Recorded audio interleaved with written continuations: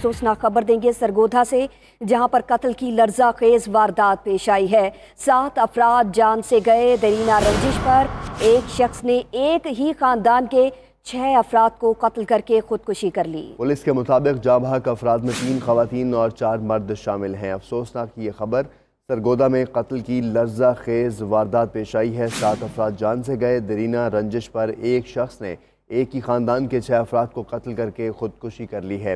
Police के मुताबिक जाँ बहक अफराद में 3 खवातीन और 4 मर्द शामिल हैं। जी बिल्कुल, ये अफसोसनाक वाक़या पेश आया है सरगोधा में, जहां पर कत्ल की ये लर्जा खेज वारदात पेश आई है।